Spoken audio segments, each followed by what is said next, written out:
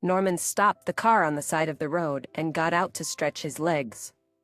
The road was long and tiring, and Norman felt like he would fall asleep any moment. A short break was essential for him since he had been driving for almost a day. He had less than 100 kilometers left to the village he was heading to, but they seemed truly endless to him. If it weren't for the business he had to finish there, Norman would never have driven so far. He used to live here with his grandparents. Then came the army, and after that, a new urban life and a job as a driver in the large company's fleet. There was also Connie, his first love. They dated for 2 years and planned to get married, but fate decided otherwise. Connie's parents categorically did not want Norman as their son-in-law, and did everything to separate him from their daughter. They insisted that Connie go study in the regional center, and they were not at all concerned about Norman's sorrow. People say that time heals, but it never happens quickly. Only with the appearance of Melissa did Norman feel that the wounds in his heart were gradually healing. Melissa was impulsive and restless. She always brought noise, laughter, and bustle with her, but Norman liked it. Each of their meetings was like a real volcano of emotions, and the epicenter, of course, was Melissa. Connie was different, smiling but calm and sensible. But why remember her if everything is already in the past? Norman stretched until his bones cracked and began to stretch his neck, turning his head from side to side. The sun was already setting, sending its last rays to the ground, and he noticed something shiny in the withered roadside grass. Norman took a few steps towards his find and saw a golden chain with a beautiful gold cross, studded with precious stones that lay under his feet. He picked up his find and examined it, marveling at its beauty and elegance. Then he got back to the car, and invigorated by the extraordinary adventure, he easily covered the remaining kilometers to the village. Norman's native house greeted him with silence and the musty smell of an uninhabited building. It was sad to walk through empty rooms that reminded him sharply of the years spent here, of his grandmother and grandfather who loved their only grandson madly. Norman hardly remembered his mother, who died when he was very young. In his memories, only her. A hoarse cough arose, but her face seemed like a blurry spot.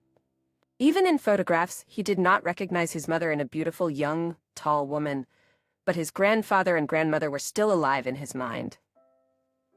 Norman was lost in thought when someone knocked on the door. He went out to open it and saw elderly Mrs. Gilliam on the doorstep.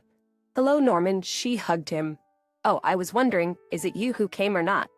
"It's me, Mrs. Gilliam," Norman smiled at her. "Have you come to visit the graves? Or just for a short time?" the elderly woman asked, walking into the kitchen and sitting down at the table. "Not forever, Mrs. Gilliam," Norman said, filling the kettle with water. "I'm thinking of selling the house. Life is expensive in this city. There's not enough money. The salary is not great." "Oh, how sad," sighed the woman. "So good here. Peace, nature, people are all like relatives to each other, not like in your cities. But there is no work here. How do you live?" Norman smiled sadly. "Like everyone else," the woman replied. "The main thing is not to be lazy, and it's good for children to grow up in the village." "But why am I telling you this?" "You grew up here yourself, you know everything, and it's your decision where to live. If you want to sell the house, then sell it. There will be interested buyers. Not right away, of course. It's not a district center here, but with time. And meanwhile, you can take in some lodgers." "Lodgers here in the village?" Norman asked. "Well, there's this young woman with a child. She's been allowed to stay in Mr. McCorliff's guest house in the yard, but there are no good conditions there, and winter is coming." "I don't know," Norman shrugged. "I wasn't thinking about lodgers. I guess I'll sell it after all," said Norman, and absent-mindedly pulled out the cross he had found earlier, which he had already forgotten about. "Wow, that's a thing," Mrs. Gilliam exclaimed, unable to resist. "It's expensive. You can tell right away. May I see it closely?" The elderly woman put the cross in her palm and began to examine it closely. "Where did you get it?" she asked, admiring the play of light on the stones. "I found it by the road today," Norman explained. Mrs. Gilliam screamed and dropped the jewelry, hastily wiping her hands on her apron. "Throw it away," she advised Norman, "or take it to the church, but don't keep it for yourself. Do you hear me?" Norman was surprised. Don't you know it's dangerous to pick up someone else's cross? You can take on all the sins of that person. You'll get sick, misfortunes will start to follow you, and who knows what else. The elderly woman answered, "You're making it up, Mrs. Gilliam." Norman brushed her off and put the cross back in his pocket. But the elderly woman continued to babble and told him all kinds of horror stories, trying to dissuade him from his rash act. When she left, Norman was not immediately able to push away the unpleasant thoughts that Mrs. Gilliam had planted in him. But then he laughed anyway, calming himself down. What nonsense! This is the 21st century, and superstitions continue to live on and multiply. A cross costs a lot of money. Who will call me smart if I refuse it? Oh, Mrs. Gilliam, what a fantasy! That night, Norman couldn't sleep for a long time, but his thoughts were not about the valuable find, but about his home, his grandmother and grandfather. Memories of his childhood kept him awake, and Norman fell asleep only towards morning, calming himself with one single thought. He would not sell this house. He couldn't do it. He would not betray the memory of his ancestors. His heart became light and he fell asleep, content with the decision he had made. He spent several days in his hometown preparing it for the cold weather. He mowed the grass, swept the yard, did some repairs, and fixed the gate. Mrs. Gilliam came to see him all the time, bringing him something delicious and treating him to fresh milk. On the last evening before Norman's departure, she brought a woman in her 30s with her. "Norman, this is Lauren," she said. "I told you about her. Let her stay in your house for the winter. You live in the city anyway, and she'll look after the house. Don't worry, she's kind and good. She likes order and takes care of things. Everything will be fine and you can work out the payment somehow." "I have a little money," Lauren said. "If you, Norman, allow me to live here, I'll give you an advance. It's not much, but I'll earn more." "Lauren sews well? All our women come to her with their needs," Mrs. Gilliam explained. "That's how she earns a living." "I see." Norman nodded and smiled at the embarrassed woman. "Live for free then. Just keep things in order here and pay the utility bills on time so I don't have to pay anything." Mrs. Gilliam clapped her hands. "And it's so nice of you. That's who I call a knight." She laughed. "No," Lauren blushed. "It's embarrassing. I can't allow it." "Come on," Norman waved his hand. "I can see you have no money. I'm not a wealthy man either and grew up among ordinary people. So I understand you. Come in the morning. I'll give you the keys and leave, and you'll live here." Lauren smiled gratefully at him, and overcome with joy, hugged Mrs. Gilliam. "That's fantastic news," said the old woman, patting Lauren's shoulder. "And you, Norman, with your good heart, will surely find happiness soon." Lauren had already left the house, but Mrs. Gilliam slowed down and turning to Norman, whispered to him, "Throw away the cross. Listen to me." Norman returned to the city the day before Melissa's birthday, and she ran happily to him and threw herself into his arms. "My Norman, I missed you so much. So, did you sell your old house?" "No," Norman smiled, kissing the girl. "I didn't sell it. You know, I just couldn't for some reason. Memories came flooding back, and I couldn't deal with them. In short, I decided to keep it." "Norman," Melissa said, disappointed, "but I thought tomorrow is my birthday." "Yes, my sunshine, I remember everything," Norman said. "But what does the house have to do with it?" "Well, I just wanted you to buy me a good gift, something nice. Let all the girls be jealous. Tom brought Molly an expensive new phone. Willie bought a golden bracelet for Sarah's birthday. And what about me? Am I worse than them?" The girl's eyes filled with tears. Norman thought about the new purse and perfume bottle that he had already prepared for her as a gift, but Melissa's words instantly devalued his efforts. However, when she mentioned gold, he thought about the cross and smiled. "Let's not rush things," he said to Melissa. "I think my gift will definitely make your friends envious, although I don't understand why you need to." "All girls are like that," sighed Melissa. "We want to have the best of everything, that's all." She paused for a moment, then asked again, "So you really don't want to sell the house?" "Maybe it's a mistake. I let a tenant in there," Norman explained. "Oh, well done," exclaimed Melissa. "How much will he pay?" "Nothing," Norman shrugged. Suddenly, these questions became unpleasant to him, and he hurriedly changed the subject. "What time are your guests coming tomorrow?" Melissa smiled. "At 7, and don't be late." Norman's gifts caused a real sensation. Of course, he decided to tease the girl and first gave her flowers, a purse and perfume, watching with interest as Melissa's face fell. Yes, she wanted exactly those things and had shown Norman these items in shop windows more than once, but now she was waiting for something more. And when he put a diamond-studded cross around her neck, she screamed with delight. The girlfriends surrounded the birthday girl and enviously examined the beautiful piece of jewelry, exclaiming in admiration. But when they asked Norman about its cost, he just joked and didn't admit that he found it accidentally. The evening was a success. Melissa was glowing with happiness, finally surpassing all her friends. When she was alone with them, she once again demonstrated the preciousness of the gift. "I think you're rejoicing in vain," Molly said sarcastically. "Where did your Norman get so much money?"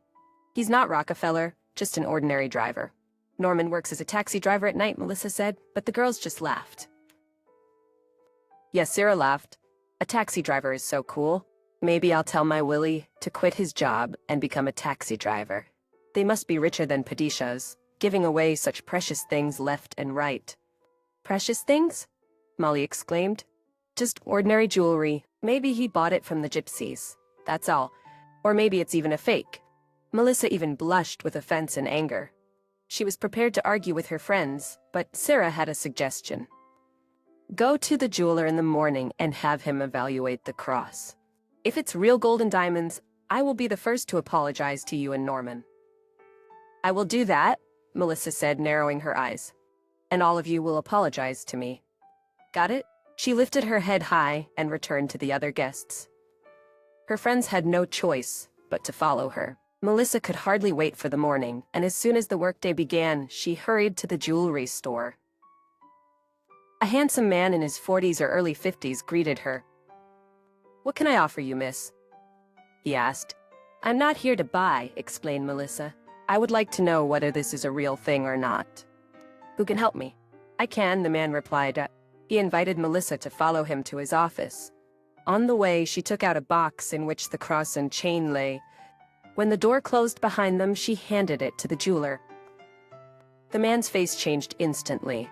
At first, he showed surprise, then confusion, and then a whole series of other, no less powerful emotions. With trembling fingers, he touched the cross and suddenly raised his hand, pressing it to his mouth, not allowing a cry of despair and pain to escape. Melissa could not take her eyes off him. She already understood that something was wrong and wanted to take her belongings and run away. But the jeweler grabbed her by the arm. "Where did you get this cross?" he demanded. "Let go of me, it hurts," cried Melissa, who was completely frightened. But he not only refused to let her go, but also dragged her to the couch and sat her down. "I repeat, where did you get this cross?" Melissa burst into tears. "My boyfriend gave it to me for my birthday yesterday. His name is Norman. This is my cross. Give it back to me, and I'll leave."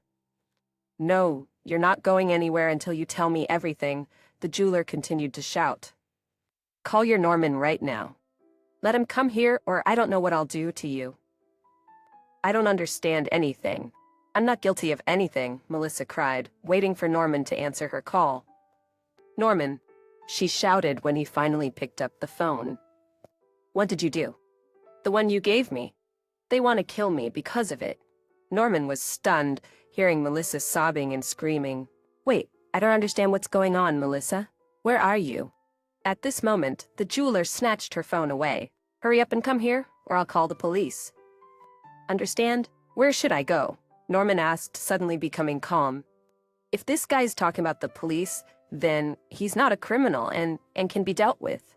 Within 10 minutes, he had arrived and was standing in front of the angry jeweler, looking him in the eye. "I found this cross," Norman told him.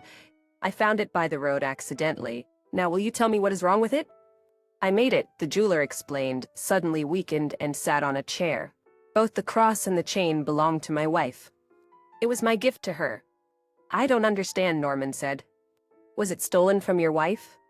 "No," the jeweler shook his head. "She disappeared a year ago. She went to the store and never came back. My wife was pregnant. Oh my God, if you only knew how I looked for her. I did everything I could and even more. But she disappeared as if she were never in this world. We were supposed to have a son. My son. I loved her and my unborn baby too. We had a family, a real family. And now I'm alone. And worst of all, I don't understand what happened to her. The jeweler covered his face with his hand. Melissa and Norman exchanged glances. What's your name? Norman asked the man. Seth. Norman introduced himself and his fiancée, then continued, Don't think I'm lying to you, Seth. I really found your cross, far from here. Norman was telling the details, walking around the office in excitement. Suddenly his gaze fell on a portrait of a woman that was on the jeweler's desk, and he cried out, It's her! Who? Seth jumped up like he was stung. Lauren, tenant. I let her into my country house. She lives there now with her baby. Oh my God, Seth exclaimed. Let's go. Let's go there right now. He rushed to the door, but immediately collided with Melissa. Wait! What about my cross? I want it back, Melissa demanded. Melissa, how can you? Norman widened his eyes. You've heard everything. It's Lauren's jewelry. So what? I want it back. I don't care where you got it from, but it's my gift from you. Seth led her to the salon. Here, choose any jewelry instead of the cross. Don't be afraid, this salon is mine. I own it and can make you such a gift. Melissa chose beautiful earrings and was very pleased with the exchange, although she regretted the exceptionally beautiful cross that was no longer hers. Norman suddenly felt ashamed of the girl's actions and turned away from her to hide the disappointed expression on his face. Seth didn't care and gave some instructions to the two saleswomen before hurrying out onto the street towards his car. Let's go, he nodded to Norman towards his expensive car. Wait, I can't do that. I need to ask for some time off work and everything. Seth sighed in disappointment, but had to agree. They left the city only in the evening. Lauren was putting her son to bed when she heard the gate creak and someone walking through the yard. The woman hurried to the door, asking cautiously, Who is it? Surprised, the woman screamed when the door opened, realizing that not only the owner of the house was in front of her, but also her husband, Seth. How did you get here? Why did you come? She pressed her hands to her chest. Lauren, my dear, I was looking for you. You disappeared. I couldn't find peace. Why did you leave? Don't you know how much I love you? The woman's lips trembled as she burst into tears. I saw your love. I came back home when you were there with Charlotte. You were kissing and didn't see me, but I saw you, Seth. I couldn't bear it, and that's why I left. My silly girl, Charlotte is nobody to me, and there was never anything between us. I didn't cheat on you, Lauren. She came to me and started kissing me herself, but I drove her away because I don't need anyone but you. I love only you and our son. Please show him to me. Where is our son? Norman, present at this family's scene, felt improper and quietly left, giving the couple a chance to reconcile. He went to Mrs. Gilliam and told her about his adventure. An hour passed before they both came to Lauren and Seth, who were sitting holding hands. So what about the cross? Mrs. Gilliam couldn't help but ask, How did it end up by the road? I was pregnant when I left home, Lauren said. I had little money with me and bought a bus ticket wherever it went, but I felt very sick, and I was vomiting all the time. The driver had to stop a few times for me to get out. I didn't even notice how the clasp opened and the cross, which was heavy, slipped to the ground. This is the most amazing story I've ever heard. Norman shook his head. It's good that it ended well, Mrs. Gilliam smiled. Well, and you said that finding crosses is unfortunate, he winked at her. I was right a little. You told me today that you parted with your bride. Is that good? Of course, Norman exclaimed, and I'm truly grateful to fate for showing me what Melissa really is. By the way, she wasn't even upset when I told her I was leaving for the village forever. She just called me a fool and added that she would find a better groom. Well, and you'll find someone better, Seth patted his shoulder. And I wish you to have such a real love as we have with Lauren.